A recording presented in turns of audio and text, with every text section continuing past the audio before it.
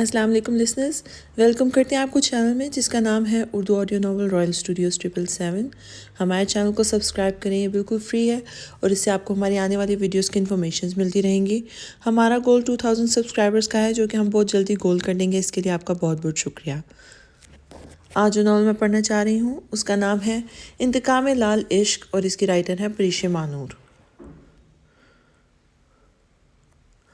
او لڑکی، بتا کدھر چھپایا ہے اپنے بھائی کو؟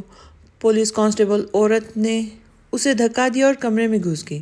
وہ سیدھی صوفے پہ جا گری۔ کہنی صوفے سے لگی تو درد کی ایک تیز لہر اس کے رگ و جان میں سرایت کر گئی تھی۔ نہیں ہے سادی گھر پر۔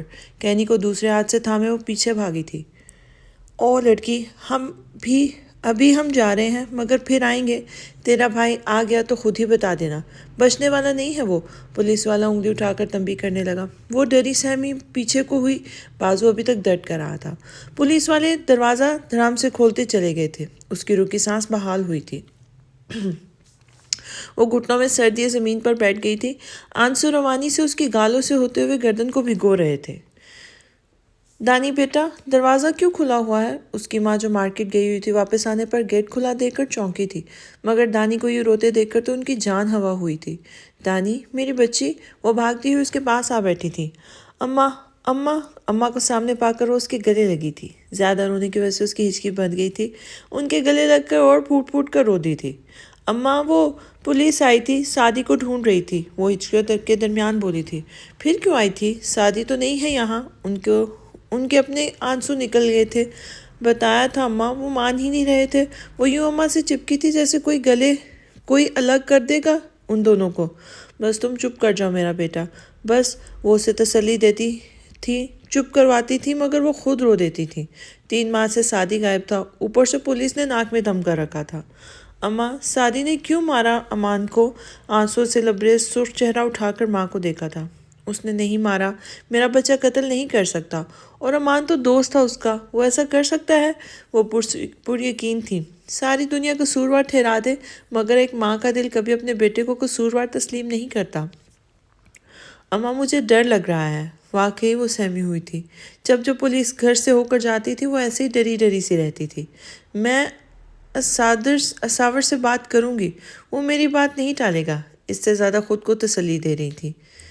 اس کے بالوں پر انگلیاں پھیرتے ہوئے وہ سوچنے لگی کہ اساور کو کیسے راضی کریں کیس ختم کرنے پر۔ چچی، ایک 16-17 سالہ لڑکی بھاگتی ہوئی آ کے ان سے لپٹی تھی۔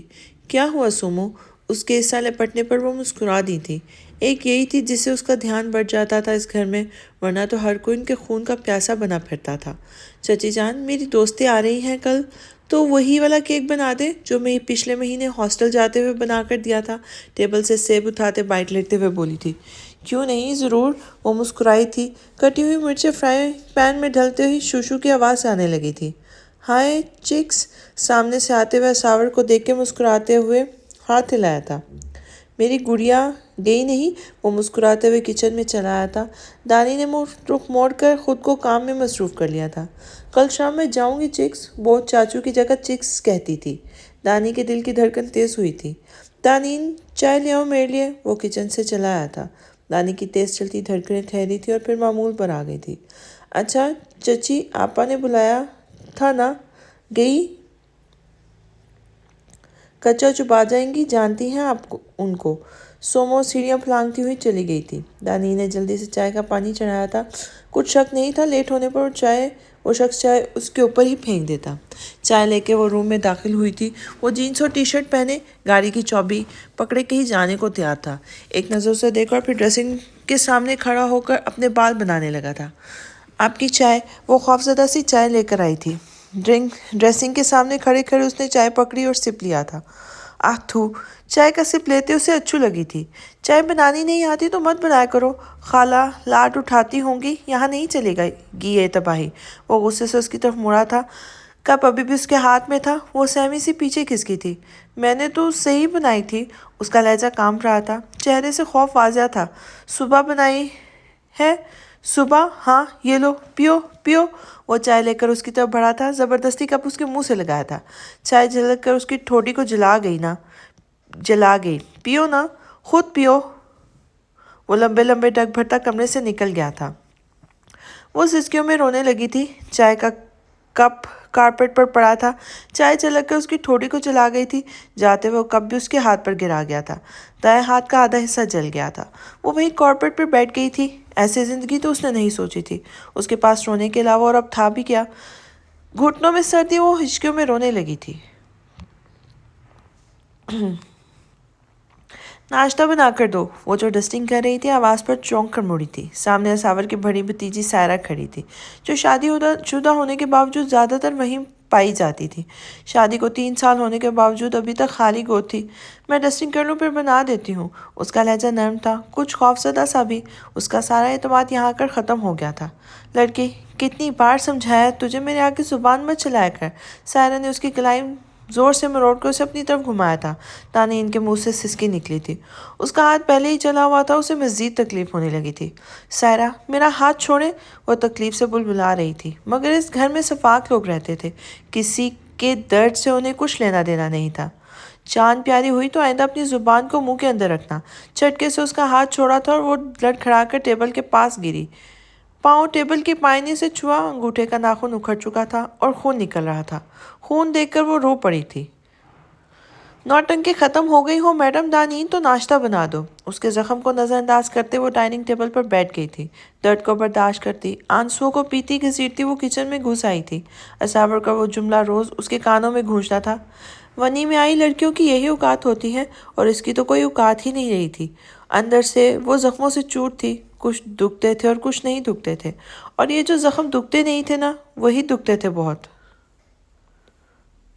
सुबह से काम करके करके वो आदमुई हो गई थी, मगर वहाँ किसको एहसास था उसका। सब अपनी अपनी फरमाइशी प्रोग्राम लेकर चले आए थे, जैसे वो थकती ही ना हो, जैसे वो इंसान ही ना हो। वो इनकार करती तो धमकियों और तशद्दुद से नवाजा जाता था। अभी वो सावर की भाभी फरमाइश पर रात के लिए बिरयानी और कौरमा, सारा की फरमाइश पर 4 गोश्त और जायरा का फरमाइशी केक बना रही थी। उसका मोबाइल रिंग करने लगा था। उसकी माँ का फ़ोन था। वो मुस्कुराई थी। सारे दिन की थकान, लोगों की बातें बस माँ का फ़ोन देख के ख़त्म हो गई थी। अस्सलाम वालेकुम अम्मा। कॉल रिसीव करती, कान से लगाती वो वही डाइनिंग टेबल की चेयर पर बैठ गई थी। मैं ठीक हूँ अम्मा जान, आप तो जाकर भूल गई मुझे। वो पुरशिकवा अंदाज में बोली थी। एक बेटी अपने माँ से ही तो शिकवा शिकायत हर बात कह लेती है, और माँ सुन भी लेती है, वरना दुनिया तो बदले में हंसती है, तड़पाती है या मारती है। नहीं मेरा बच्चा, ऐसी बात तो नहीं है। फिर लोटी के बच्चे में तो वालिदैन की जान होती है। अपिया कैसी है? और चुटकी मीना, वो बहन और भांजी की खैरियत दरियाफ्त करने लगी। तो वो तुर्की में रहते थे। अम्मा भी उसकी शादी के बाद वहीं चली गई थी। वो ठीक है, तुम बताओ ठीक हो? असावर ख्याल रखता है तुम्हारा? जी माँ, बहुत ज़्यादा। आंसू आंखों से बहने को तैयार थे, मगर वो पी गई थी उन्हें। बहुत मुश्किल होता है उस हस्ती से झूठ बोलना जो बिन कहे सब जान जाए। उससे भी मुश्किल होता है अज़ियतें सहकर भी खुश रहना और कहना मैं खुश हूँ। मुझे पता था वो मेरा मान नहीं तोड़ेगा। भांजा है मेरा, इतना तो कर सकता है। उनके लहजे में सावर के लिए मोहब्बत ही मोहब्बत थी। जी अम्मा, वाकई मान तोड़ने वालों में से नहीं है वो। एक तल्ख मुस्कुराहट ने होंठों को छुआ था। वो तो वादों से फिर जाने वाले, ख्वाबों को रोने वाला इंसान है, उसने सोचा, मगर कह ना पाई थी। वो मोहब्बत भी तो बहुत करता था तुझसे, बस रक्षंदा मिजाज की गर्म है। मगर भाभी है तेरी, उसकी किसी बात को दिल पर ना लेना। असावर है ना तेरी ढाल, बस उसकी मोहब्बत में बर्दाश्त कर जाना सब। वो अब सारी माओ की तरह उसे नसीहत करने लगी थी। अब वो क्या बताती उनको। जिस शख्स की खातिर वो बर्दाश्त करने की तलकीन कर रही थी, वही शख्स तो बेरहम बना बैठा था। आंसुओं का गोला उसके हल्क में फंसा हुआ था। अच्छा माँ, खाना बना रही थी, जल ना जाए कहीं। उसने बात ख़त्म करके फ़ोन बंद कर देना चाहा था। मुबादा उसकी माँ जान ही ना चाहे कि वो किस कर्ब में है। क्यों? तू क्यों बनाती है खाना? मुलाजिम किधर है? उसकी माँ का माथा ठनका था। अम्मा, मेरी प्यारी अम्मा, असावर को मेरे हाथ का खाना बहुत पसंद है, इसलिए उनके लिए बनाती हूँ। बाकी मुलाजमों के ज़िम्मे है। बड़ी मुश्किल से लहजे को भीगने से रोका था उसने। फिर भी एक आंसू गाल पर बह कर निकला था। इधर उधर देखते हुए अपना आंसू पहुँचा था। अगर कोई देख लेता तो फिर शामत आती उसकी। हाँ वो पुत्र, वो तेरे हाथ के जायकों का शुरू से दीवाना है। अम्मा हंसी थी। दानीन को जान निकलती महसूस हो रही थी। अच्छा ना अम्मा, बातों में ना लगाएं। खुदा हाफिज। मुस्कुराकर कॉल काट दी थी। اتنی دیر سے رک کے آنسو گالوں سے بہتے گردن تک پہنچ گئے تھے۔ چہرے کو دونوں ہاتھوں سے بے دردی سے رگڑ کر آنسو صاف کرتی وہ سالن چیک کرنے لگی تھی۔ اماں کا خیال ہے یہاں ہر مہارانیوں کی طرح رکھا ہے مجھے، کوئی ان کو بتائے بدلے میں دی ہوئی مہرانی بھی نوکرانی ہی ہوتی ہے۔ اس کے آنے کے بعد ملازموں کی چھٹی کر دی گئی تھی۔ گھر کے سارے کام کولوں کے بیل کی طرح اس سے کرائے جاتے تھے۔ مارکیٹ سے کچھ لانا ہو اسے بھیجا جاتا تھا۔ رات تک وہ تھکن سے چور ہو جاتی تھی۔ دن بھر سائرہ اور رخشندہ بھابھی اس کی جان کھاتی تھیں۔ رات کو ساور اس کی سانسیں روک دیتا تھا۔ اس کے طنز تشدد ختم ہی نہیں ہوتے تھے۔ ایسے میں اس کے پاس پھوٹ پھوٹ کے رونے کے علاوہ اور کیا بچتا تھا؟ آج ہفتہ تھا، 2 دن کے لیے کالج بند ہو گئے تھے۔ سب سٹوڈنٹس اپنا اپنا سامان پیک کر رہے تھے۔ ان چھٹیوں کا انتظار پورے ہاسٹل کو رہتا تھا۔ ابھی بھی ہاسٹل سے سٹوڈنٹس ایک ایک کر کے رخصت ہو رہے تھے۔ سب کے چہروں پر گھر والوں سے ملنے کی خوشی جھلک رہی تھی۔ وہ بھی اپنا سامان پیک کر کے تیار ہو گئی تھی۔ اس کا موبائل رنگ کرنے لگا تھا۔ اچھا تو ندا میم ایک کے مجھے لینے آ گیا ہے، میں چلتی ہوں، اپنی دوست ندا کے گلے لگتے ہوئے بولی تھی۔ ایک ہے جو وقت سے پہلے پہنچ جاتا ہے، اور ایک میرے موصوف ہے جو شرم کے مارے ڈوب نہ مرے، سب لڑکیوں کے سامنے کر لے اگر مجھے پک۔ ہمیشہ کی طرح اس نے اپنا دکھڑا سنایا تھا۔ میرے ایک جیسا کوئی ہو اٹس ناٹ پاسبل۔ اس کے گال پر چٹکی کاٹتی وہ مسکراتی ہوئی بیگ اٹھا کر ہاسٹل سے نکل آئی تھی۔ سامنے ہی بلیک 3 پیس سوٹ میں اپنی گاڑی کے ساتھ ٹیک لگائے کھڑا تھا۔ اسے دیکھ کر مسکرایا تھا اور ہاتھ میں پکڑی گلاسز آنکھوں پر لگائی تھی۔ ہائے، وہ بھاگتی ہوئی اس کے پاس پہنچی تھی۔ نے جلدی سے گاڑی کا دروازہ کھولا تھا اور اس کی طرف کہ کہیں وہ آ کر گلے ہی نہ لگ جاتی اس کے۔ وہ منہ بناتی ہوئی گاڑی میں بیٹھ گئی تھی۔ یہ ہائے کیا ہوتا ہے؟ کتنی بار سمجھایا ہے السلام علیکم کہتے ہیں۔ اس نے ڈرائیونگ سیٹ سنبھالی تھی۔ السلام علیکم جناب صاحب، وہ ہاتھ ماتھے تک لے جا کر جھک کر بولی تو کی ہنسی نکل گئی تھی۔ کچھ نہیں، نے اپنی ہنسی دبائی تھی۔ ایک سنجیدہ شخص تھا، مگر اس لڑکی کا ساتھ اسے بہت ہنساتا تھا جو کہ اس کی زندگی تھی۔ اس نے چہرہ کے کندھے پہ ٹکا دیا تھا۔ گاڑی چڑھاتے ہوئے ایک سرسری نگاہ اس پر ڈال کر وہ پھر سے ونڈو اسکرین کو دیکھنے لگا تھا۔ تم شادی کے بعد مجھ سے گھر کے کام تو نہیں کرواؤ گے؟ اس کا سوال اتنا معصومانہ اور لہجہ بھی وہ مسکرا اٹھا تھا۔ ہو سکتا ہے، سوچوں گا۔ کو شرارت سوچی تھی۔ واٹ؟ اسے 1000 واٹ کا جھٹکا لگا تھا اور وہ ایک دم سیدھی ہو کے بیٹھی تھی۔ میں تمہیں کچا کھا جاؤں گی پھر۔ اس کا انداز واقعی کسی ڈریکولا جیسا تھا۔ اف، پاگل کرتی ہو تم۔ نے اس سے پنگا لے کر اپنا ماتھا پیٹا تھا۔ گاڑی سگنل پر رک گئی تھی۔ ٹریفک کا مسئلہ دن بدن طول پکڑتا جا رہا تھا۔ ایک خواجہ سرا ان کے سائڈ سے آیا تھا۔ وہ ایک دم بدک کر پیچھے ہوئی تھی۔ خواجہ سرا چونکا تھا۔ کچھ دو باجی اللہ کے نام پر، خواجہ سرا تالی بجا کر بولا۔ وہ تو سہم کر پیچھے ہو گئی تھی۔ نے والٹ سے کچھ پیسے نکال کر اسے تھمائے تھے۔ خواجہ سرا جاتے جاتے پلٹا۔ وہ جو سیدھی ہو کے بیٹھی تھی پھر سے خوفزدہ ہوئی تھی۔ ڈرو مت لڑکی، خوف کو ختم کر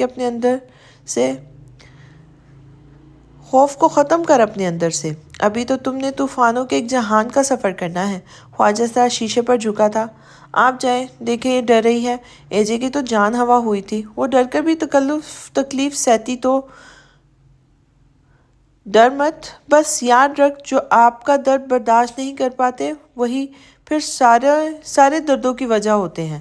سگنل کھل چکا تھا۔ گاڑی آہستہ آہستہ آگے بڑھ رہی تھی۔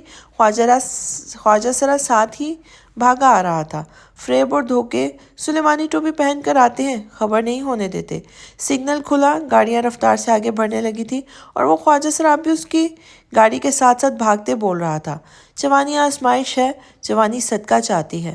اپنی جوانی کے بدلے اپنی دل لگی دان کر دے، ورنہ حقیقت اور خواب کا فرق تاعمر رلائے گا۔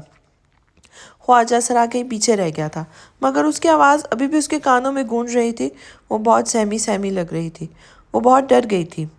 کچھ نہیں ہوا، ابھی ہم گھر پہنچ جائیں گے۔ یہ لوگ تو روز کچھ نہ کچھ کہتے رہتے ہیں، اگنور کرو۔ اسے تسلی دینے لگا تھا، مگر پسینہ اس کے ماتھے سے بہہ رہا تھا۔ سردی کے موسم میں بھی وہ پسینے سے شرابور تھی، اور یہ سب خوف تھا خواجہ سرا کی باتوں کا نہیں، خواجہ سرا کا۔ سب کو کھانا دے کر وہ بیٹھی کھانا کھا رہی تھی کہ نوالا اس کے گلے میں اٹکا تھا۔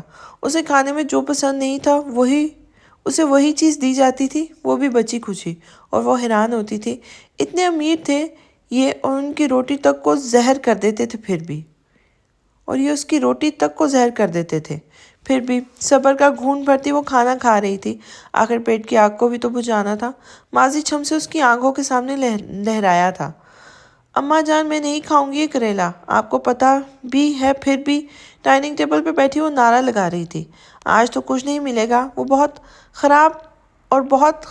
عادتیں خراب ہو گئی ہیں تمہاری۔ ہاٹ پاٹ سے روٹی نکال کے اماں نے اس کے آگے رکھی تھی۔ سعدی فون پر مصروف تھا، ساتھ ساتھ کھانا کھا رہا تھا۔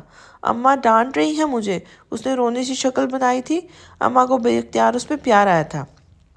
نہیں میرا دانی بچہ، ڈانٹ نہیں رہی، لیکن بیٹے یہ بری بات ہے، تمام چیزیں اللہ کی بنائی ہوئی ہوتی ہیں، ہم اس میں نقص نکالنے والے یا اللہ کی بناوٹ کو ناپسند کرنے والے کون ہوتے ہیں؟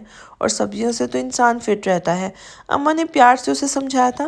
اتنے میں ڈور بیل بجی تھی۔ ساری کی مسکراہٹ ان دونوں پر اچھال کر باہر نکل گیا تھا۔ واپس آیا تو اس کے ہاتھ میں پیزا تھا۔ اماں، میری بہن کو مت ڈانٹا کریں، جو کہے مان لیا کریں، یہ لوگ کوئی ضرورت نہیں کریلے کھانے کی۔ تمہارا پیزا اس کے ہاتھ میں تھما کر وہ کرسی پہ بیٹھ گیا تھا۔ یاہو، مان گئی تو جگر ہے میرا، بھلے سے 2-3 سال چھوٹا ہی صحیح، پر جان ہے میری۔ پیزا کا پیس نکالتے ہوئے وہ خوش ہو کر بولی تھی۔ اچھا، تھوڑا بہنا مکھن کو بچا کر رکھو۔ سعدی مسکرا دیا تھا، وہ اسے خوشی تو دیکھنا چاہتا تھا۔ اسے کھانسی لگی تو اس کا تسلسل ٹوٹا تھا، ماضی سے نکل کر حال میں واپس آئی تھی۔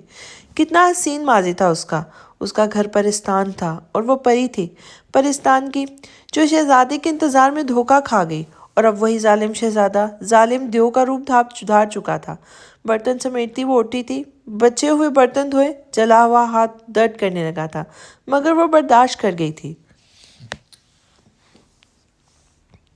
کھڑکی سے جھانک کر اس نے چاند کو دیکھا تھا۔ اس کی اور چاند کی دوستی بہت پرانی تھی۔ اپنے دکھ پر چاند بھی دکھی لگتا تھا، اپنی خوشی پر خوش لگتا تھا، مگر آج اسے لگا چاند بھی ہنس دیا ہے اس پر، کیونکہ وہ چمک رہا تھا بہت غرور کے ساتھ۔ تم چمکو اور چمکتے رہو، تمہاری مکین تو غروب ہو گئی۔ اسافر کاظمی کی حویلی میں اداسی اس کے چہرے پر پھیلی ہوئی تھی۔ کھڑکی بند کرتی وہ اپنے کمرے کی طرف بڑھ گئی تھی، جہاں ظالم دیو ظلم کی تمام حدیں توڑے بیٹھا تھا۔ وہ بغیر آواز کے اپنے کمرے میں داخل ہوئی تھی۔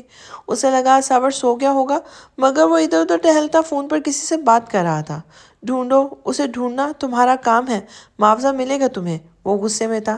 سعدی رانا کی سانسوں میں اپنے ہاتھوں سے چھینوں گا۔ سرسی سی نظر اس پہ ڈالتے ہوئے اسافر نے کال منقطع کی تھی۔ آخری الفاظ پہ دانین کا دل کانپا تھا، دھڑکن ساکت ہوئی تھی۔ بے جان نظروں سے مڑ کر اس نے اسافر کو دیکھا تھا۔ وہ اسے نظر انداز کرتا بیڈ کی طرف بڑھا تھا، تکیہ اٹھا کر کارپٹ پہ پھینکا تھا۔ وہ حیرانگی سے اس کی کارروائی دیکھ رہی تھی۔ یہی سوگی تم آئندہ؟ اسی لیے مسکراہٹ کے ساتھ وہ بیڈ پر لیٹ گیا تھا۔ اسافر، سردی ہے بہت، میں کارپٹ پہ کیسے سوؤں گی؟ اس نے احتجاج کرنا چاہا، مگر آواز التجا سے نکلی تھی۔ آئی ڈونٹ کیئر مس دانین جمشید علی۔ اسافر نے کمبل اپنے اوپر اوڑھا تھا، وہ اب کچھ نہیں سننے والا تھا۔ دانین کو ساری رات یہیں گزارنی تھی، ٹٹرتے ہوئے، سسکتے ہوئے۔ وہ تکیہ اٹھا کر لیٹ گئی تھی۔ جلے ہوئے ہاتھ کا درد، سردی کی شدت، خواب اور حقیقت کا فرق اس کی روح تک کو زخمی کر رہے تھے۔ اس نے ایک نظر سکون سے سوئے اسافر کو دیکھا تھا۔ وہ اس شخص سے نفرت کرنا چاہتی تھی، اور وہ نفرت کری ہے اس نے ٹھان لی تھی۔ بس یہ اذیت و تکلیف کی جنگ اسے اپنے بھائی کے بے گناہ ثابت ہونے تک لڑنی تھی۔ اسے اپنے بھائی کی زندگی کو بچانے کے لیے اس جنگ میں مر جانا پڑے تو وہ مر جائے گی۔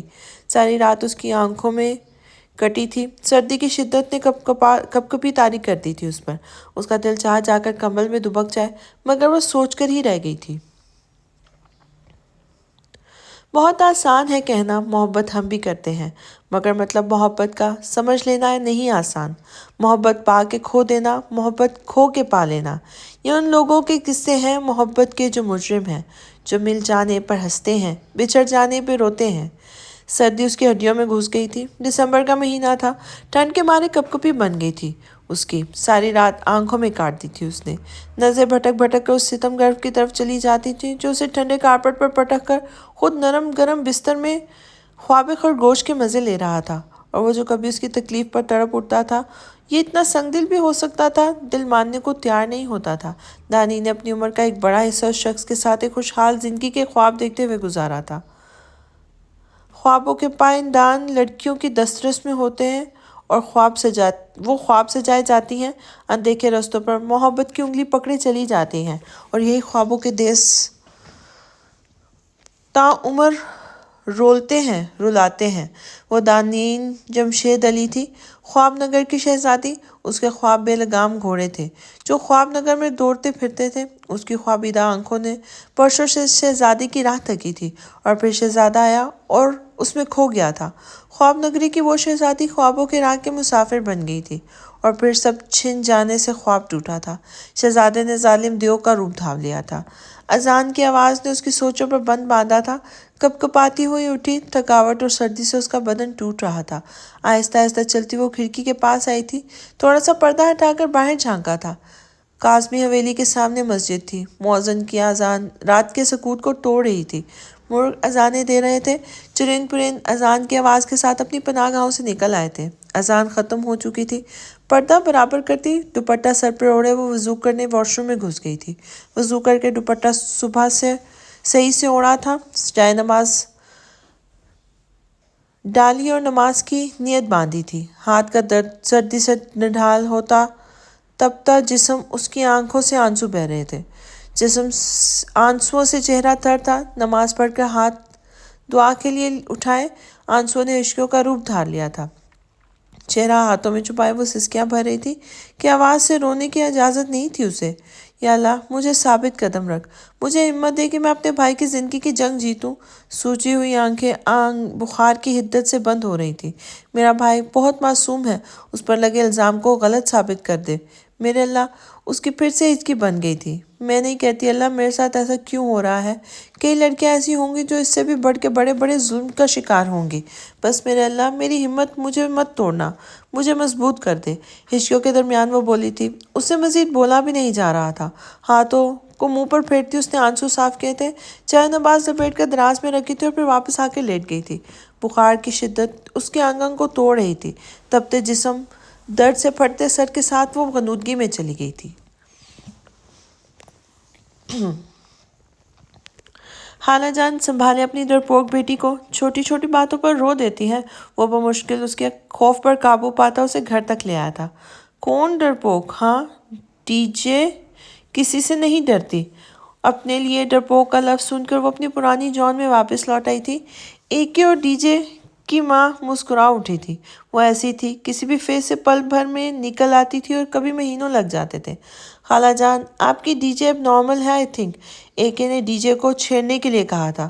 اماں، آپ دیکھ رہی ہیں اسے؟ مجھے یعنی کہ ڈی جے کو اب نارمل کہہ رہا ہے، ایل ایل بی کے اسٹوڈنٹ کو، مستقبل کی نامی گرامی وکیل کو۔ ڈی جے اپنی ماں کی طرف دیکھتے ہوئے حیرانگی سے بولی تھی۔ وہ مسکرا دی تھی۔ ان دونوں کی نوک جھوک لگی رہتی تھی۔ تو کیا غلط کہہ رہا ہوں میں خالہ جان؟ اس نے جی کو مزید چڑھایا تھا۔ تم نہ مجھ سے بات مت کرو۔ اپنے سامان کا بیگ وہیں پھینکتے ہوئے پاؤں چٹکتی وہاں سے چلی گئی تھی۔ ایک کے جاندار کہکا لاؤنج میں گونجا تھا۔ سنو، محبت کرنے والے تو بہت خاموش ہوتے ہیں، جو غربت میں بھی جیتے ہیں، جو فرقت میں بھی جیتے ہیں، نہ وہ فریاد کرتے ہیں، فقط اشکوں کو پیتے ہیں۔ محبت کے کسی بھی لفظ چرچا نہیں کرتے، وہ مر کے بھی اپنی چاہت کو کبھی رسوا نہیں کرتے۔ بہت آسان ہوتا ہے کہنا محبت ہم بھی کرتے ہیں، محبت ہم بھی کرتے ہیں۔ دانین، دانین، نیم غنودگی میں اس نے ساور کی آواز سنی تھی۔ اس نے آنکھیں کھولنی چاہی تھی مگر پلکیں من کی ہو رہی تھی۔ دانین، اٹھو، ناشتہ بنا کر دو۔ وہ اسے جھنجھوڑ رہا تھا مگر اس کا جسم تو ہلنے سے انکاری تھا۔ پھر سکوت چھا گیا۔ اسے لگا ساور چلا گیا ہے، مگر چہرے پہ پڑتے پانی کے سیلاب نے اس کی تمام حسیات کو جگایا تھا۔ وہ ایک دم اٹھ بیٹھی تھی۔ ساور پانی کا خالی جگ لیے کھڑا تھا، جو سارا کا سارا بس اس پر پھینکا جا چکا تھا۔ پہلے وہ بخار کی حدت سے دہک رہی تھی، بھیگے وجود نے اسے مزید کپ کپی طاری کر دی تھی۔ وہ مشکل پلکوں کو اٹھا کر اس نے ظالم دیو کی طرف دیکھا تھا۔ وہ پورے جہان کی سختی اپنے چہرے پہ لیے کھڑا تھا۔ مہارانی صاحبہ، نیند پوری ہو گئی ہو تو ناشتہ بنا دو۔ جگ کو میز پہ پٹکتا وہ ڈریسنگ کے سامنے کھڑا ہوا تھا۔ نیم بے جان وجود کو گھسیٹتی شال اوڑھ کر وہ کمرے سے نکل گئی تھی۔ وہ کچن میں پہنچی، کانپتے ہاتھوں کے ساتھ ناشتہ بنایا اور لے کر کمرے میں پہنچی تھی۔ ناشتہ کرنے ٹرے ٹیبل پر رکھی تھی۔ پرفیوم کی بوتل واپس ڈریسنگ ٹیبل پر رکھتا وہ آ کر ناشتہ کرنے لگا تھا۔ چائے دو، سلائس کا منہ کا ٹکڑا منہ میں ڈالا تھا۔ جلدی سے دانین نے ایک چائے کا کپ اٹھایا اور اس کی طرف بڑھایا تھا۔ کمزوری کی وجہ سے ہاتھ کانپا تھا اور چائے چھلک کر اساور کے پینٹ پر گر گئی تھی۔ اساور کا میٹر گھوما۔ جاہل عورت، تمیز نہیں ہے تجھے؟ اساور کا لہجہ وحشیانہ تھا۔ وہ سہم گئی تھی۔ سوری، آواز کپکپائی تھی۔ سوری مائی فٹ۔ اسے زور کا دھکا دیتا وہ واش روم میں گھس گیا تھا۔ دانین کا سر بیڈ کی پائنی سے لگا تھا۔ روح گھائل، اب وہ جسم کی بھی گھائل ٹھہری۔ ہاتھ سر پر رکھ کر دیکھا تو خون بہہ رہا تھا۔ اس کی سانسیں ساکت ہوئی تھی۔ وہ ڈر گئی تھی۔ پینٹ بدل کر وہ باہر نکلا تھا۔ بغیر اس پر نظر ڈالے پاؤں کی ایک مزید ٹھوکر بیڈ کے پاس بیٹھی اس خواب نگر کی شہزادی کو مارتے ہوئے وہ لمبے لمبے ڈگ پڑتا آفس روانہ ہو گیا تھا۔ بہتے خون کو دیکھتی وہ رو پڑی تھی۔ ماضی کی ایک یاد آنکھوں کے سامنے پردے پر لہرائی تھی۔ بیبی پنک پاؤں تک آتی فراک، مانگ کی صورت میں بالوں کو دونوں کندھوں پر پھیلائے وہ اپنی دوست کی شادی میں جانے کے لیے تیار تھی۔ اساور لینے آیا تھا اسے۔ پک اینڈ ڈراپ کی ڈیوٹی دانین کی وہی سر انجام دیتا تھا۔ پوری طرح سے تیار ہو کر اس نے چوڑیاں پکڑی اور پہننے لگی۔ ایک چوڑی اس کے ہاتھ میں ٹوٹ گئی تھی۔ ہاتھ کی پشت پر چھوٹی سی خراش آئی تھی اور خون کا ننھا سا قطرہ ابھرا تھا۔ خون دیکھ کر اس کی جان ہوا ہوئی تھی۔ اس نے زور سے چیخ ماری تھی۔ لاؤنج میں بیٹھے اساور اور سعدی اور اس کی امی گھبرا گئے تھے۔ بھاگتے ہوئے اس کے کمرے کو پہنچے تھے۔ کیا ہوا؟ سعدی جلدی سے اس کے پاس پہنچا تھا۔ لہجہ پریشان تھا۔ میرے ہاتھ میں چوٹ لگ گئی۔ اس کے آنسو نکلنے کو بےتاب تھے۔ دکھاؤ مجھے۔ اساور نے تڑپ کر اس کا ہاتھ پکڑا تھا۔ چوٹ چھوٹی تھی مگر اساور کو اس سے تکلیف دینے والی چھوٹی سی چھوٹی چیز بھی پریشان کرتی تھی۔ سعدی، فرسٹ ایڈ باکس لاؤ۔ اساور نے اس کا ہاتھ زور سے پکڑے سعدی کی طرف دیکھا تھا۔ وہ بھاگ کر فرسٹ ایڈ باکس لے آیا تھا۔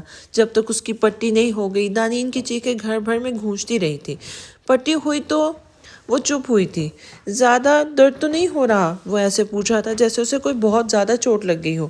پریشان مت ہو بیٹا، اتنی بڑی چوٹ نہیں ہے، اس کی ماں نے اساور کو مطمئن کیا تھا۔ اماں مجھے آرام کرنا ہے۔ چھوٹے سے زخم سے اس کو کمزوری ہو گئی تھی۔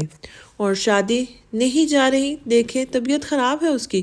سعدی اور اساور بیک وقت بولے تھے۔ دانین نے مسکرا کر ماں کو دیکھا تھا جو سر جھٹکتی مسکراتی ہوئی باہر چلی گئی تھی۔ سر میں درد کی ٹیسیں شدت سے ابھری تو وہ ماضی کے یاد سے باہر نکلی تھی۔ اس کا حال اور مستقبل اس کے ماضی سے بہت مختلف ہو گیا تھا۔ خود کو گھسیٹتی وہ ڈریسنگ کے سامنے جا کے کھڑی ہوئی تھی۔ سر اچھا خاصا پھٹ چکا تھا۔ خون ابل ابل کر بہہ رہا تھا۔ اسے لگا وہ مر جائے گی مگر وہ تو بے ہوش تک نہیں ہوئی۔ مرتی کیا؟ موجے عشق کے تلاطم خیز روانی جیسے اکھڑا ہو دریا، بکھرا ہوا پانی، تیری آنکھوں کی سرخی کا بیان، تیری شب بھر کی اداسی کی کہانی۔ ڈریسنگ کے سامنے بیٹھی وہ سر سے نکلتے خون کو دیکھ رہی تھی۔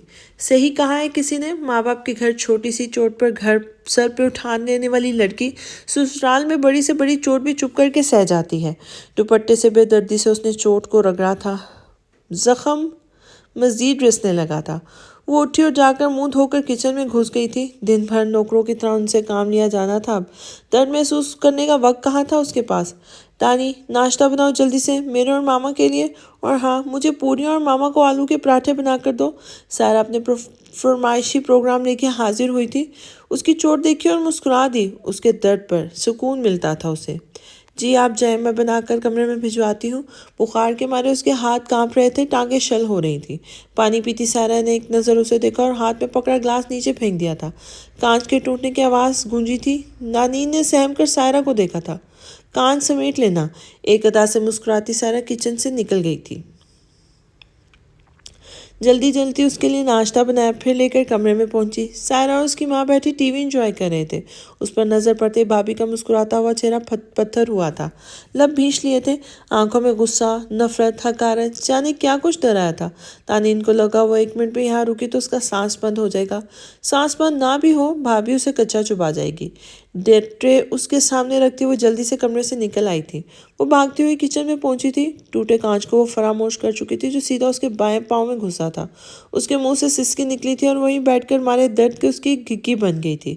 اس کا دل دھاڑے مار مار کر رونا چاہتا تھا مگر وہاں اس کا درد رونا سننے والا کوئی نہیں تھا جو کہتا کہ کبھی آنسو نہیں آنے دوں گا۔ آنکھوں میں وہ شخص پتھر جو کبھی کہتا تھا کہ آنسو نہیں آنے دوں گا، آنکھوں میں وہ شخص پتھر ہو چکا تھا۔ چچی ناشتہ وہ سومو کو ایک بریک لگا. اس نے کچن میں سے سکتی دانین کو دیکھا تھا. پاس پڑے جھاڑو سے کانچ کو ایک سائڈ پر کرتی ہوئے اس کے پاس بیٹھ گئی تھی جو گھٹنوں میں سردی بے آواز ہچکیوں سے رو رہی تھی. چچی. سومو نے اس کے کندھے پہ ہاتھ رکھا تو اسے ایک دم جھٹکا لگا تھا. دانین آگ بنی ہوئی تھی. بخار نے اس کے جسم کو تبا دیا تھا. چچی بخار ہے آپ کو تو؟ سومو پریشان ہوئی تھی. کچھ نہیں سومو، ٹھیک ہوں میں. دانین نے گھٹنوں سے سر اٹھایا تو سومو کو دھچکا لگا تھا. اس کے سر سے بھی خون بہہ رہا تھا. چچی یہ سب کیا ہے؟ بخار، سر اور پاؤں سے خون؟ سومو کا لہجہ بھیگا تھا. کچھ نہیں سومو، یہ کانچ لگ گیا تھا پاؤں میں. وہ مسکرا دی تھی. نم آنکھوں سے مسکرانا اذیت کی انتہا تھی. چکس نے ہاتھ اٹھایا. آپ پر؟ سومو کے لہجے میں دبا دبا غصہ در آیا تھا. چلیں آپ میرے ساتھ ہاسپٹل. طبیعت زیادہ خراب ہوگی یا کچھ ہو گیا آپ کو تو؟ سومو پریشان تھی اس کے لیے. بے فکر رہو سومو، بہت ڈھیٹ جان ہوں، کچھ نہیں ہوگا مجھے. سومو کی اتنی فکر پہ اس کا لہجہ بھر گیا تھا. چچی میں کچھ نہیں سنوں گی، چلیں میرے ساتھ. اسے ہاتھ سے پکڑ کر تقریباً گھسیٹتی ہوئی بولی تھی. سومو کام ہے ابھی مجھے، بعد میں چلیں گے. اس نے احتجاج کرنا چاہا مگر سومو پر کوئی اثر نہیں ہوا تھا. وہ اسے گھسیٹتے ہوئے اپنے ساتھ لے کے جا رہی تھی. جلا ہوا ہاتھ، زخمی پاؤں، پھٹا ہوا سر اتنا درد کر رہے تھے کہ اس نے خاموشی اختیار کر لی تھی. ڈرائیور انکل گاڑی نکالیں. سومو نے ڈرائیور کو آواز دی تھی جو سامنے بیٹھا ہوا تھا. سوری چھوٹی بی بی، اساور صاحب کا حکم ہے دادنی بی بی کو کہیں نہیں لے کر جانا. ڈرائیور کی بات پر سومو کو تو آگ لگ گئی تھی.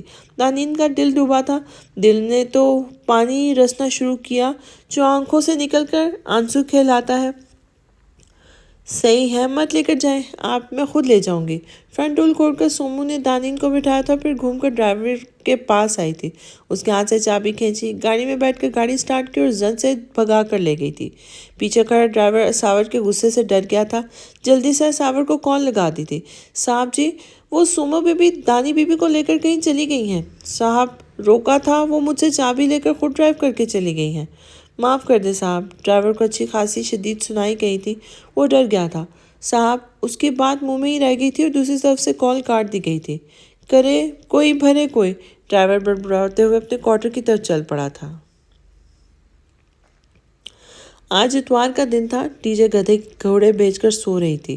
ہاسٹل سے گھر آ کر اس کا تو یہی کام ہوتا تھا، کھانا پینا اور سو جانا. پراٹھوں کی خوشبو پورے گھر میں پھیلی ہوئی تھی. گرما گرم پوریاں راشدہ بیگم اماں بی کے ساتھ تل رہی تھی. پراٹھوں کی مہک سے اس سے لگی تو وہ فوراً اٹھ بیٹھی. کھانے پینے کے وہ بہت شوقین تھی. چھلانگ لگا کر بیڈ سے اتری. بکھرے بالوں کو کیچر میں جکڑتی بغیر منہ دھوئے وہ کچن کی طرف بھاگی تھی. یاہو پوریاں! وہ خوشی سے چہکتی اماں بھی کے گلے لگ گئی تھی جو اس کے ہاں برسوں سے نوکرانی تھی. اب تو وہ گھر کا فرد بن چکی تھی. خبردار ہاتھ لگایا تو پہلے اپنا حلیہ درست کرو. پراٹھا تلتی راشدہ بیگم نے چمٹا اس کے الٹے ہاتھ پر مارا تھا. اف اماں، بعد میں ہو جاؤں گی نا فریش، پلیز. ابھی کھانے دیں. اس نے پوریوں کی طرف ہاتھ بڑھایا تھا. ڈی جے جاؤ. اس بار راشدہ بیگم نے باقاعدہ آنکھیں نکالی تھی. ڈی جے نے روشنی سی صورت بنا کر ماں کو دیکھا تھا. باہر سے آتا ایک کے اس کے تاثرات دیکھ کر ہنس پڑا تھا. السلام علیکم خالہ. ایک کے کچن میں ہی چلا آیا تھا. زبردست ناشتہ دے کے اس کی آنکھیں چمک اٹھی تھی. تم کیا صبح سویرے ہی سوکھا بوتھا لے کر پہنچ گئے ہو؟ بڑے کوئی ویلے انسان ہو. کہتے ہوئے اس نے ہاتھ دوبارہ سے پوریوں کی طرف بڑھایا تھا. راشدہ بیگم نے چمٹے کا کاری وار کیا تو وہ سی کر کے رہ گئی تھی. آج یہ مطلع برآلود کیوں ہے؟ ایجے مسکرایا تھا اور شیلف پر چڑھ کے بیٹھ گیا تھا. یہ جو تمہارا مطلع ہے کھا کھا کر پٹ جائے گا مگر کھانے سے باز نہیں آئے گا. اماں بھی نے بھی اپنا غصہ نکالا تھا. ایک کا کہا بے ساختہ تھا. اماں بھی آپ بھی. ڈی جے کو صدمہ ہوا تھا. کہہ تو ٹھیک نہیں ہے اماں بھی، تھوڑا اپنے وزن پر دھیان دو، پھٹنے کو بے تاب ہو. راشدہ بیگم نے بھی اسے چھیڑا تھا. آپ میں سے کوئی مجھ سے بات مت کرے. منہ پھلاتی وہ پاؤں چٹکتی کمرے میں گھس گئی تھی. مائنڈ کر گئی وہ. خالہ وزن کی بات پر وہ ناراض ہو جاتی ہے، یہ نہ کیا کریں. ایک کو برا لگا تھا یوں اس کا مذاق بننا. کوئی ناراض نہیں ہوتی. ابھی پوریوں کی خوشبو پا کر بے صبر دوڑی چلی آئے گی. اماں بھی نے کہا تو ایک اور راشدہ بیگم مسکرا کر رہ گئی تھی. محبت سمیٹ لیتی ہے زمانے بھر کے رنج و غم. سنا ہے دوست اچھے ہوں تو کانٹے بھی نہیں چبھتے. मरी की ठंड तो वैसे ही हड्डियों को चीरती है, ऊपर से दिसंबर का महीना खन की फिजा में फैली हुई थी। आसमान ने चांद को अपने अंदर समोया तो दिन की सफ़ेद चादर ने दुनिया को अपनी आगोश में ले लिया था। ऐसे में लॉरेंस कॉलेज में मरी के स्टूडेंट्स बिस्तरों में दुब के ख्वाबों खरगोश के मज़े ले रहे थे। वार्डन जहाँ दांत की कड़क आवाज़ पर सब आंखें मलते बिस्तर छोड़कर वॉशरूमों को भागे थे, सर्दी से बचने के लिए ऊपर नीचे जल्दी जल्दी शर्टें चढ़ाकर ग्राउंड की तरफ दौड़ लगा दी थी। अबे सादी, तूने फिर मेरी बनियान पहनी? छुट्टी के बाद तुझे पूछता हूँ। लाइन में लगे लड़के भाग रहे थे, उनमें से भागते हुए अमान दबी आवाज़ में गुराया था, क्या यार, तेरी बुनियान मेरी बुनियान और मेरी बुनियान भी तेरी मेरी ही बुनियान। सादी ने उसे छेड़ा था। यह एडवांस था। अम्मान ने इधर उधर देखते हुए उसकी कमर में धुपोका मारा था, बाकी उधार। तेरी तो। सादी उसकी तरफ बढ़ा था। सादी राना और अमान काज़मी। वार्डन जहाँ दांत की आवाज़ पर सादी का अमान की तरफ बढ़ता हाथ रुका था। तुम दोनों ने नाक में दम कर रखा है। पूरे कॉलेज के कुल भी सेकंड ईयर के शफीक ने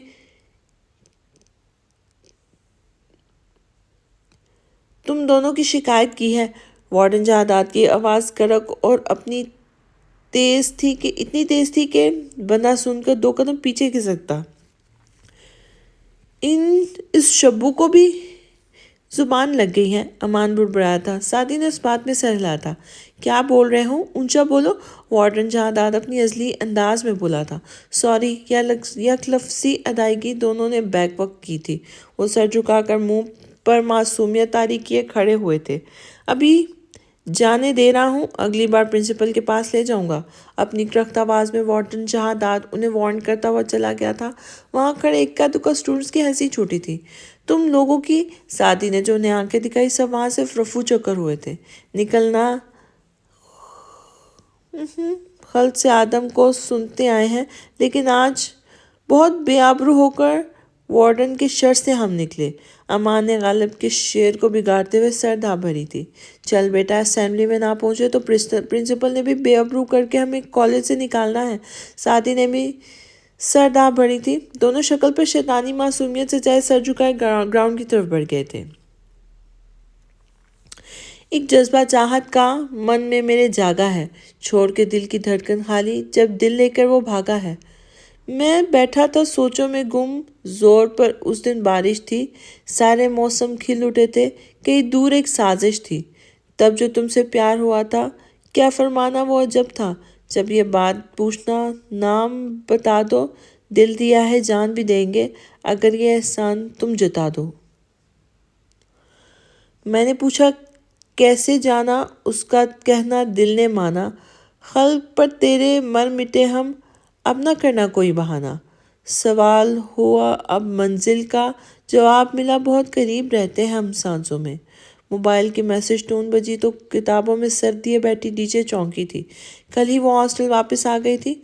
वो और आनिया कल के टेस्ट की तैयारी में मसरूफ थी। डीजे ने फ़ोन उठाकर सामने देखा है कि एक नाम का जगमगा रहा था। एक मुस्कुराहट बेख्तियार उसके होंठों पर रक्स करने लगी थी। आनिया ने सर उठाकर मुस्कुराते होंठ और चमकती आंखों के साथ मैसेज पढ़ते हुए देखा था। खैर है, क्यों मस्का लगाया जा रहा है? पेन कान के पीछे लगाती आनिया ने उसे छेड़ा था। एक ने नज़म भेजी है। वो हल्का सा शर्माई थी। आनिया की हंसी छूट गई थी।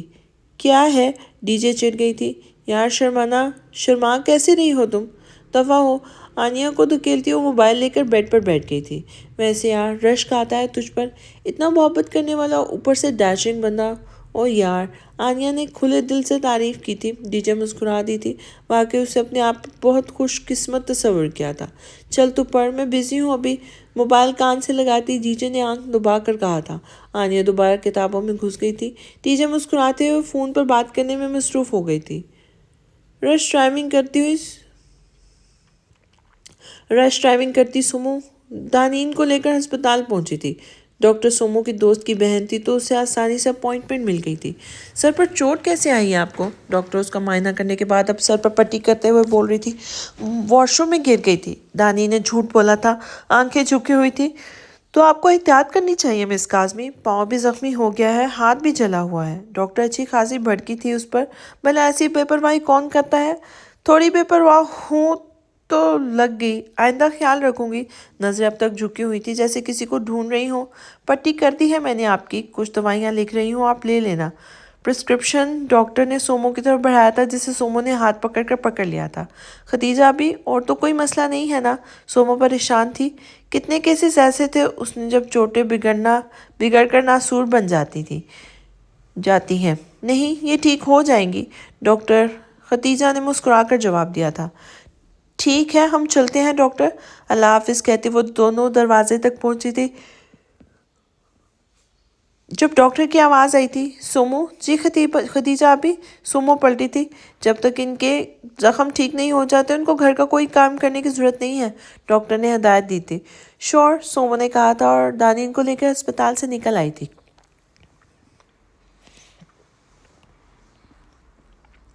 رات ہونے کو تھی اور دانین اور سومو کا کچھ اتا پتہ نہیں تھا۔ کہاں ہوتی ہیں آپ بھابھی؟ اور تم؟ سائرہ روک نہیں سکتی تھی سومو کو۔ اساور غصے میں ادھر ادھر چکر کاٹتا پھر رہا تھا۔ میں کمرے میں تھی چاچو، اور سومو کا پتہ ہے آپ کو کتنی ضدی ہے، کسی کی نہیں سنتی۔ سائرہ نے اپنی صفائی پیش کی تھی۔ اساور کے سامنے اس کی بھی بولتی بند ہو جاتی تھی۔ اور بھابھی آپ؟ اس کے بات منہ میں ہی رہ گئی تھی۔ نظر دروازے پر پڑی تھی جہاں سے سومو لنگڑا کر چلتی دانین کو سہارا دے کر لا رہی تھی۔ اس کے ساتھ ایک درمیانی عمر کی عورت بھی تھی جو اماں بی کی بیٹی تھی۔ سومو، کیا طریقہ ہے یہ؟ بیٹا ہم یہاں پریشان ہو رہے ہیں اور آپ نے بتانا گوارا بھی نہیں کیا۔ ایک نظر دانین پر ڈال کے وہ سومو کی طرف مڑا تھا۔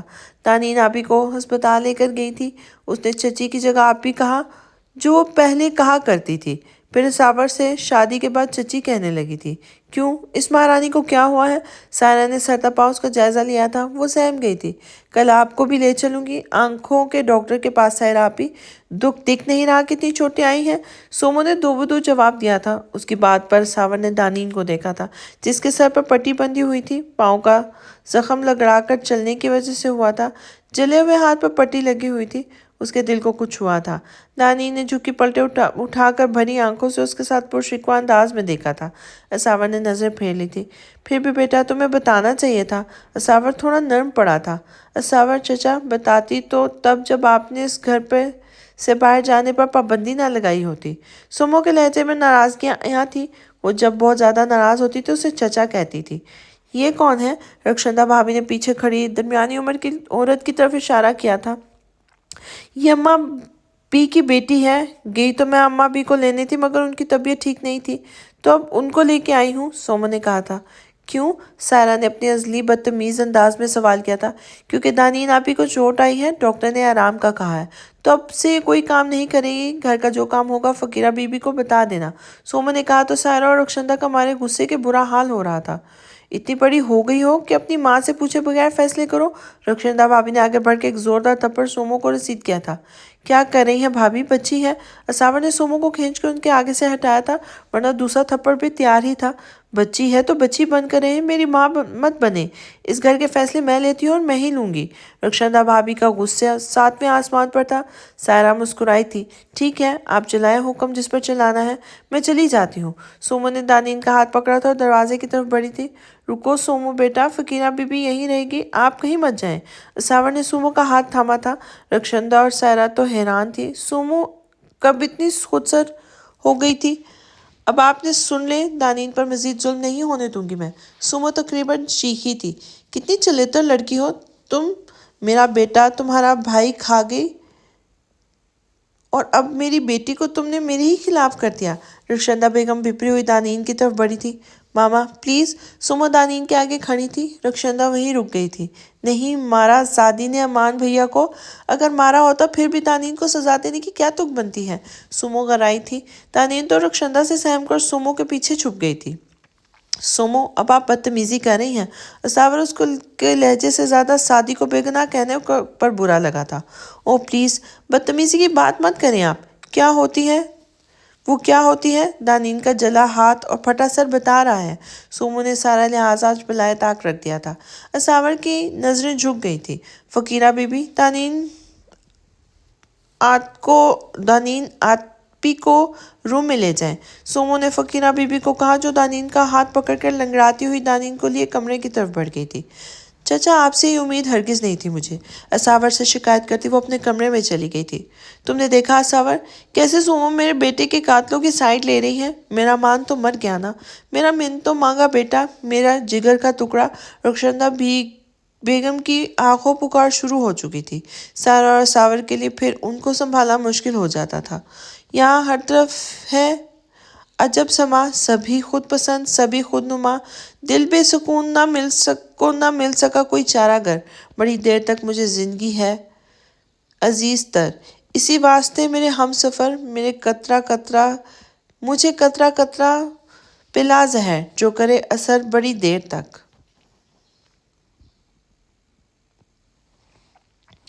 سومو، کیا تھا یہ سب؟ سائرہ دھڑم سے اس کے کمرے کا دروازہ کھولتی اندر داخل ہوئی تھی۔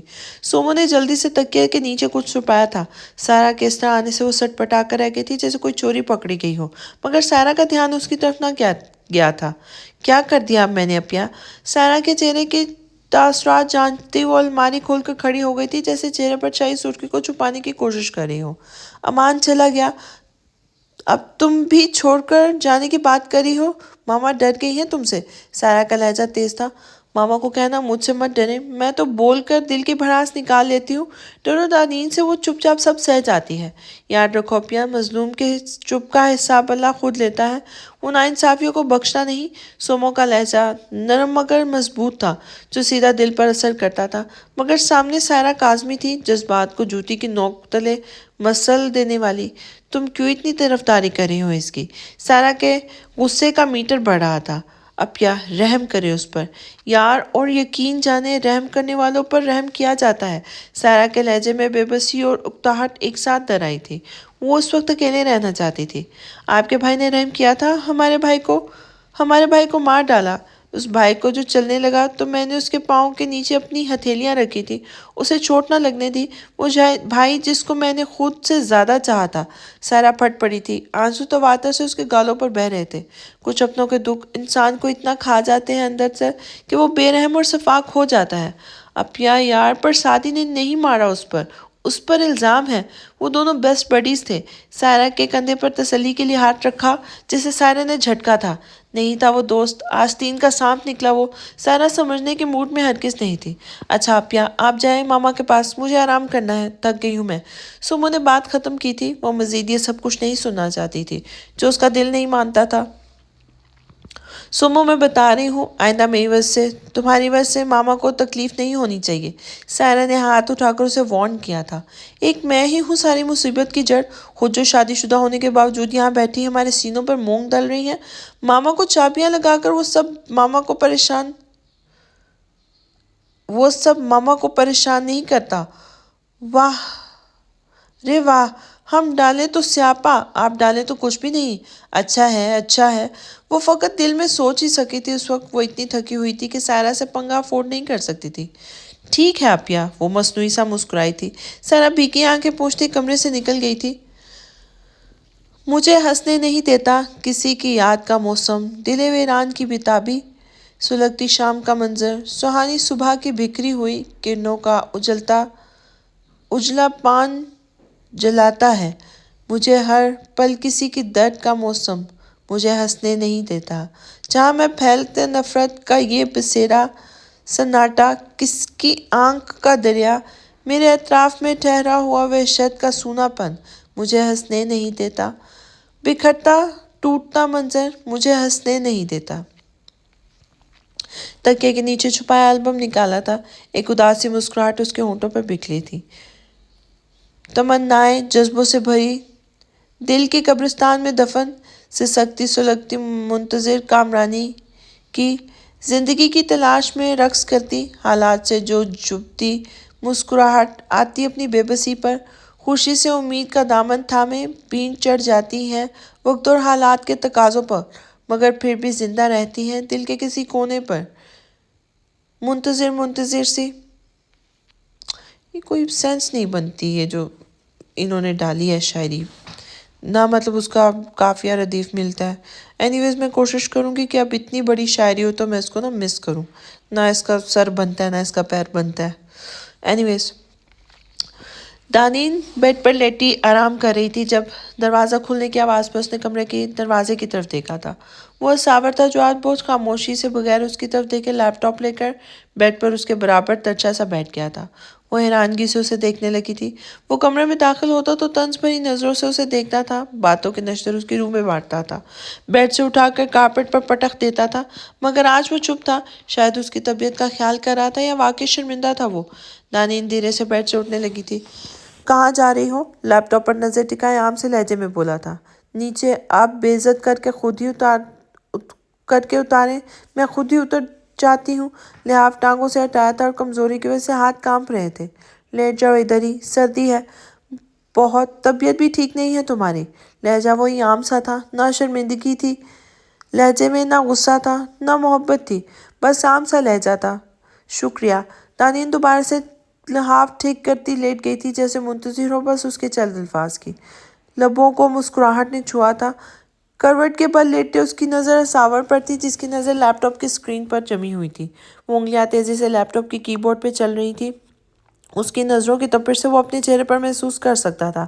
لیپ ٹاپ پر چلتی انگلیاں رکی تھی۔ رخ بھر کر دانین کو دیکھا، جو بہت لنگر اور دلچسپی سے اس کے چہرے کے ایک ایک نقش کو حفظ کر رہی تھی۔ اساور کے دیکھنے پر وہ سر پٹائی تھی اور نظریں جھکا لی تھی۔ اساور نے کچھ پل اسے دیکھا تو پھر سے لیپ ٹاپ پر نظریں مرکوز کر دی تھی۔ ہم جو تم سے ملے ہیں اتفاق تھوڑی ہے، مل کر تم کو چھوڑ دیں مذاق تھوڑی ہے۔ اگر ہوتی تم سے دوستی ایک حد تک تو چھوڑ دیتے، پر ہماری تم سے دوستی کا حساب تھوڑی ہے۔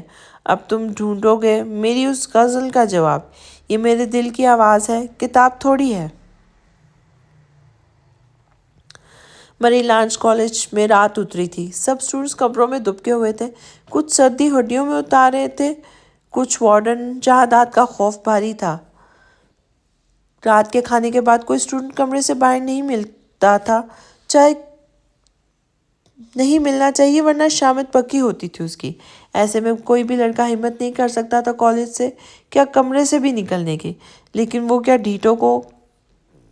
وہ کیا ہے نا ڈھیٹوں کو کیا لینا دینا اس سب سے، اور وہ ڈھیٹ تھے امان، کاظمی اور سعدی رانا، جو ابھی تک جاگ رہے تھے جب باقی سب اسٹوڈنٹس وارڈن کے خوف سے سو رہے تھے۔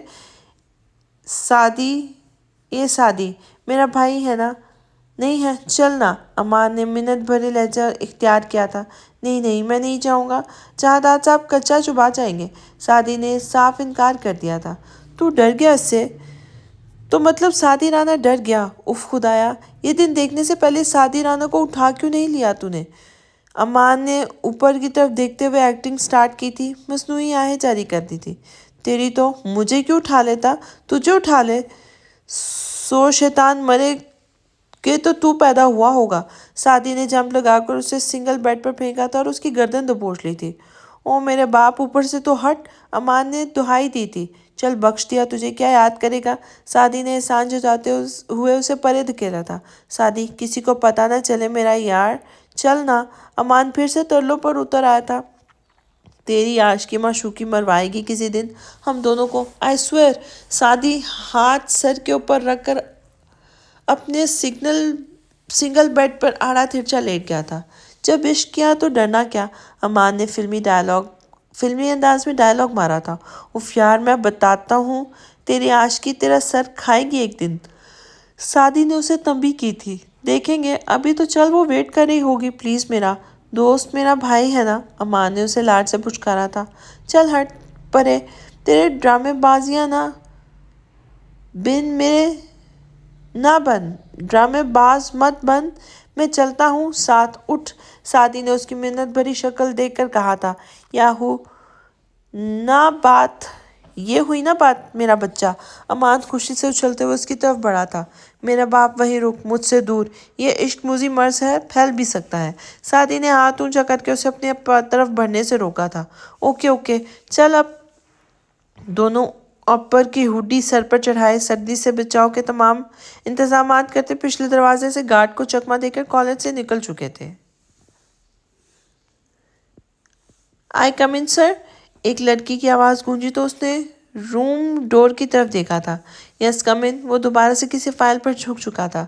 سر، آپ نے ہیا انٹرپرائزز والوں کے ساتھ میٹنگ فکس کی تھی، وہاں کی CEO حیا سدوانی آپ سے ملنے آ چکی ہیں، لڑکی جو کہ اس کی سیکرٹری تھی پروفیشنل انداز میں بولی تھی۔ اوکے، کہاں ہے وہ؟ اس نے فائل بند کرتے ہوئے مختصر سوال کیا تھا۔ میٹنگ روم میں ہیں، آپ کا ویٹ کر رہی ہیں۔ اوکے، سیکرٹری چلی گئی تو وہ بھی اٹھا میٹنگ روم کی طرف بڑھ گیا تھا۔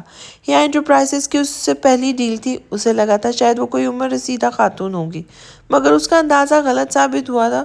وہ 5.5 فٹ کی اونچی لمبی دودھیا رنگت اور کالے چمکدار بالوں والی جوان لڑکی تھی، بلو پینٹ کے ساتھ بلو شرٹ پہنے، کانوں میں ڈائمنڈ ایئرنگ پہنے، ٹانگ پر ٹانگ جما کر بیٹھی۔ بے شک وہ اپسرا معلوم ہوتی تھی۔ اس نے ایک نظر حیا پہ ڈالی تھی اور سربراہی کرسی کی طرف بڑھ گیا تھا جس کے ساتھ حیا بیٹھی تھی۔ ہائے، کین آئی کم ان حیا سدوانی؟ لڑکی پروکار ہائے، آئی ایم حیا سدوانی، لڑکی پروکار انداز سے کھڑی پر اعتماد لہجے میں بولی تھی، ہاتھ اس کی طرف بڑھایا تھا۔ آئی ایم AK، اس کے بڑے ہاتھ کو تھاما تھا۔ حیا نے دلچسپی سے اسے دیکھا تھا۔ بلیک 3 پیس سوٹ میں، بالوں کو جیل سے جمائے، گھنی مونچھوں سے ڈھکے ہونٹوں کے ساتھ وہ بہت ہینڈسم لگ رہا تھا۔ مس حیا، آپ ہاتھ چھوڑیں گی میرا؟ اس کا اپنی طرف خود کو تکتے پا کر ہاتھ نہ چھوڑنا اسے عجیب لگا تھا۔ اوہ سوری، حیا سدوانی نے اس کا ہاتھ چھوڑا تھا۔ آپ کی کمپنی کا بہت نام سنا ہے، بہت کم عرصے میں آپ نے کمپنی کو ترقی دی۔ اسے بیٹھنے کا اشارہ کرتے ہوئے وہ سربراہی کرسی پہ بیٹھ گیا تھا۔ جی صحیح سنا ہے آپ نے، میرے پاپا سدوانی صاحب کی طبیعت خرابی کی وجہ سے کمپنی لاس میں تھی۔ اب میری اسٹڈیز کمپلیٹ ہے اور ترقی دوں گی اپنی کمپنی کو۔ حیا سدوانی پرغرور سی مسکرائی تھی۔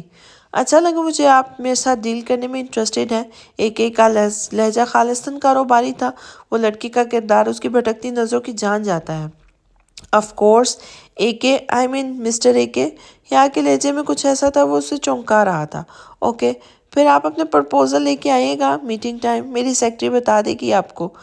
ابھی مجھے ضروری کام ہے، میں چلتا ہوں۔ گھڑی دیکھتے ہوئے وہ اٹھا تھا۔ پروفیشنل مسکراہٹ ہونٹوں پر سجائے وہ میٹنگ روم سے نکل آیا تھا۔ AK، حیا زیر لب نام دہراتے ہوئے مسکرائی تھی، موبائل اور بیگ اٹھایا تھا اور باہر کی طرف قدم رکھے تھے۔ ایکس رے ہو گیا میرے چہرے کا، تم سو سکتی ہو۔ اپنے چہرے پر اس کی نظروں کی تپش وہ خاصی دیر سے محسوس کر رہا تھا۔ ایک بات پوچھو ساور؟ وہ اس کی نظروں کو نظر انداز کر چکی تھی۔ ہاں پوچھو۔ لہجہ سپاٹ تھا، نظر لیپ ٹاپ کی اسکرین پر جمی ہوئی تھی۔ اتنی نفرت کیسے کر لی تم نے مجھ سے؟ اساور کی بورڈ پر چلتی انگلیاں تھمی تھی۔ کمرے میں کچھ پل کو سکوت چھا گیا تھا اور پھر کی بورڈ پر انگلیاں چلنے لگی تھی۔ اساور، کمرے کے سکوت میں دانین کی نرم سی آواز گونجی تھی۔ کانپتے وجود کے ساتھ اٹھی تھی اور اساور کے کندھے پر سر ٹکا دیا تھا۔ اساور نے چونک کر اسے دیکھا تھا، مانو وقت چل پل کے لیے ٹھہر گیا تھا۔ کیوں کرتے ہو تم اتنی نفرت؟ تم نے کہا تھا ہمیشہ محبت کرو گے۔ دانین کی آنسو تواتر سے بہنے لگے تھے اور اساور کے کندھے کو بھگو رہے تھے۔ اساور کی نفرت جواب دے گئی تھی۔ آخر کب تک وہ خود سے لڑتا؟ اس کی آنکھوں سے بھی ایک آنسو نکل کر گال پہ ٹکا تھا۔ اپنی انگلیوں کی پوروں سے اس کے آنسو بھرا چہرہ صاف کیا تھا۔ دانین نے چہرہ اٹھا کے اسے دیکھا تھا۔ اساور کی آنکھوں میں کتنے عرصے بعد اس نے اپنے لیے محبت دیکھی تھی۔ آنسو بھری آنکھوں اور مسکراتے ہونٹوں کے ساتھ وہ دوبارہ سے سر اس کی کندھے پر ٹکا دیا تھا۔ گال پر بہتے آنسو کو صاف کرتے اساور نے مسکراتے ہوئے اپنا سر دانین کے سر سے ہلکا سا ٹکا دیا تھا۔ اسے اپنے دونوں بازوؤں کے گھیرے میں لیا تھا۔ دونوں کے آنسو تواتر سے بہہ رہے تھے۔ دانین کے لیے تو یہ سب خواب و خیال ہی ہو گیا تھا جو آج ہو گیا تھا، مگر یہ اختتام تھوڑی تھا، یہ تو اذیتوں بھرے ایک اور رستے کا آغاز تھا۔ محبت اور نفرت ہر گزرتے دن کے ساتھ شروع ہوتی ہے اور ان دو جذبوں کے اختتام کے مراحل وقوع پذیر نہیں ہوتے۔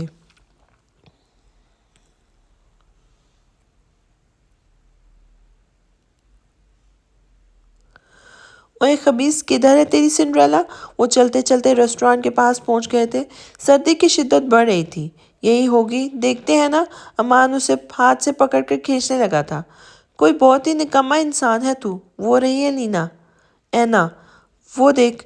تھوڑے فاصلے پر کھڑی لڑکی کی طرف امان نے اشارہ کیا تھا، لہجہ خوشی کا غماز تھا۔ چل مجنو، ملا لیلا سے، تب تک میں پیٹ پوجا کر لوں۔ اسے دھکیل کر وہ ریسٹورانٹ کے اندر چلا گیا تھا۔ ہائے، امان بھاگ کر اینا کے پاس پہنچا جو ہاتھ میں برگر پکڑے کھاتے ہوئے اپنی دوست سے مسکرا کر باتیں کر رہی تھی۔ ہائے، اینا نے ایک نظر اس پہ ڈال کر کہا تھا۔ کیسے ہو؟ ایک دم پرفیکٹ، امان بلش کر رہا تھا۔ ہوٹل کے گلاس ونڈو سے دیکھ کر سعدی مسکرایا تھا۔ برگر کھاؤ گے؟ اینا نے آدھا کھایا برگر اس کی طرف بڑھایا تھا جسے اس نے مسکراتے ہوئے پکڑ لیا تھا اور ایک آنکھ کے اشارے سے اینا کو کچھ کہا تھا۔ اس کا مطلب سمجھ کر اینا نے پاس کر اپنے دوست کے کان میں کچھ کہا تو وہ مسکراتے ہوئے ہوٹل کی طرف بڑھ گئی تھی۔ کیا تھا یہ؟ ہاں کب سے کھڑی ہوں یہاں کب سے کھڑی ہوں میں، اب تم اب آ رہے ہو؟ کتنی ٹھنڈ ہے، جم گئی ہوں میں۔ اینا اب اپنی جون میں واپس آئی تھی اور تیزی سے ہاتھ اٹھا کر اس امان کی طرف بڑھی تھی۔ آئی ایم سو سوری یار، وارڈن بہت کڑکدار انسان ہے اس لیے دیر ہو گئی۔ اس کے حملے سے بچنے کے لیے وہ تھوڑا سا جھک کر سائیڈ ہوا تھا۔ سوری مائی فٹ، وہ غصے سے لال پیلی ہوئی تھی۔ اینا، میری پیاری اینا، معاف کر دو پلیز۔ انا نے معصوم سی شکل بنائی تو اینا کی ہنسی نکل گئی تھی۔ اچھا بس کرو، بہت ڈرامہ کنگ۔ وہ میں کل اسلام آباد واپس جا رہی ہوں، شفٹ ہو رہے ہیں ہم لاہور، تو بہت کام ہے، پیکنگ وغیرہ۔ واو، مطلب ہمارے لاہور، یاہو، مزہ آ گیا۔ فاصلے ختم؟ امان کی خوشی کا کوئی ٹھکانہ نہ تھا۔ ہاں نا، میں بھی تبھی بہت خوش ہوں، اور لاہور شفٹ ہو جائیں گے، پھر آپ ہی کو تمہارے بارے میں بتاؤں گی۔ اینا کے چہرے سے خوشی اور امان کے لیے محبت صاف نظر آ رہی تھی۔ ہاں اور وہ اوئے مانی، سعدی کی آواز پر اسے اپنی بات بیچ میں چھوڑنی پڑی تھی۔ کیا ہے؟ وہ کھا جانے والے لہجے میں بولا تھا۔ مسٹر عاشق، باقی کا ادھار رکھو، قسطوں میں کر لینا۔ چلو ابھی وارڈن کو لگ گیا پتہ تو ساری عاشقی ناک کے ذریعے بہہ جائے گی، سعدی چبا چبا کر بولا تھا۔ آتا ہوں، کباب میں ہڈی۔ امان نے آنکھیں نکال کر اسے غصے سے دیکھا تھا۔ ٹھیک ہے اینا، چلتا ہوں، بجھے چہرے کے ساتھ اینا کو خداحافظ کہہ کے سعدی کی طرف بڑھا تھا۔ ویسے کسی بہت ہی نکمی عاشق کی روح گھس گئی ہے تیرے اندر، یا پھر رانجھے کا دوسرا جنم ہے تو۔ سعدی نے منہ پھلا کر چلتے سعدی کو مزید چھیڑا تھا۔ عشق کے دشمن، تجھے خود تجھے کوئی پسند نہیں آتی، میری دال بھی گلنے نہیں دیتا۔ امان نے اسے ایک زوردار مکہ مارا تھا۔ اف، کتنا بھاری ہاتھ ہے تیرا۔ اوے یار، اور تجھے کس نے کہا مجھے کوئی پسند نہیں؟ اپنا کندھا سہلاتے ہوئے مسکرایا تھا۔ ہیں، یہ معجزہ کب ہوا، اور وہ خوش قسمت کون ہے جو اس عاشق بیزار انسان کو پسند آ گئی؟ امان حیران ہوا تھا۔ ہر چیز کا ایک مقررہ وقت ہوتا ہے، اور مقررہ وقت پر ہر شے اچھی لگتی ہے۔ دل کو دل کی طرح ٹریٹ کرو، کنٹرول بٹن نہ بنا دو۔ اس کی بات کو ادھر ادھر کرنے کی کوشش کی تھی اس نے۔ بات مت گھما، افلاطون کی اولاد، کس کی بات کر رہا ہے وہ بتا۔ امان کو تجسس ہوا تھا۔ کہا نا، ہر شے اپنے وقت پہ بتائی جاتی ہے تو ہی اچھی لگتی ہے، وقت آنے پہ بتا دوں گا۔ چل دفعہ ہو، سسپینس پیدا کر رہا ہے۔ امان کو غصہ چڑھ گیا تھا۔